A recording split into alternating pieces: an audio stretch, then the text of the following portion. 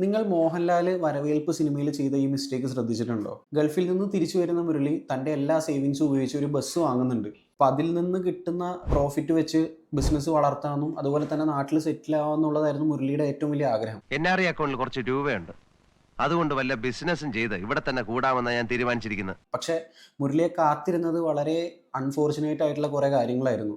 കണ്ണിച്ചോരയില്ലാത്ത trade യൂണിയനും സത്യസന്ധനല്ലാത്ത ജീവനക്കാരനും ഇതൊക്കെയാണ് മുരളിയെ വെയിറ്റ് ചെയ്തത്. നിമിഷ നേരം കൊണ്ടാണ് എല്ലാം കത്തിച്ചാമ്പലായത്. ബാക്കി കേൾക്കുന്നതിന് മുമ്പ് ഈ അക്കൗണ്ട് ഒന്ന് ഫോളോ ചെയ്ത് വെച്ചോളൂ. അപ്പോൾ ഞാൻ പറഞ്ഞു വരുന്നത് മറ്റൊന്നുമല്ല, ഇതുകൊണ്ട് തന്നെയാണ് നമ്മൾ ഒരിക്കലും നമ്മുടെ എല്ലാ ഇൻവെസ്റ്റ്മെൻറ്റ്സും സിംഗിൾ അസറ്റ് ക്ലാസ്സിലേക്ക് മാത്രം ഇൻവെസ്റ്റ് ചെയ്യരുത് എന്ന് പറയുന്നത്. സ്മാർട്ട് ഇൻവെസ്റ്റേഴ്സ് എപ്പോഴും അവരുടെ കയ്യിലുള്ള പണം പല അസറ്റ് ക്ലാസ്സസിലായിട്ട് ഡൈവേഴ്സിഫൈ ചെയ്ത് ഇൻവെസ്റ്റ് ചെയ്യുള്ളൂ. അതായത് മ്യൂച്വൽ ഫണ്ടിലും ഡെറ്റ് ഫണ്ട്സിലും ഗോൾഡിലും ഒക്കെ ആയിട്ട് ഡൈവേഴ്സിഫൈ ചെയ്ത് മാത്രമേ ഇൻവെസ്റ്റ് ചെയ്യുള്ളൂ. ഇതിൻ്റെ ഒരു ഗുണം എന്താണെന്ന് വെച്ച് കഴിഞ്ഞാൽ ഏതെങ്കിലും ഒരെണ്ണം അണ്ടർ പെർഫോം ചെയ്ത് കഴിഞ്ഞാലും ബാക്കിയുള്ളത് നമ്മുടെ പോർട്ട്ഫോളിയോനെ സ്റ്റേബിളായിട്ട് നിർത്താനായിട്ട് സഹായിക്കും. സോ ഒരു അസറ്റ് ക്ലാസ്സിൽ മാത്രം ഡിപ്പെൻഡ് ചെയ്ത് ഇൻവെസ്റ്റ് ചെയ്തുകൊണ്ടിരിക്കുന്ന നിങ്ങളുടെ ഫ്രണ്ട്സിന് ഈ റീൽ എന്തായാലും ഷെയർ ചെയ്ത് കൊടുക്കുക.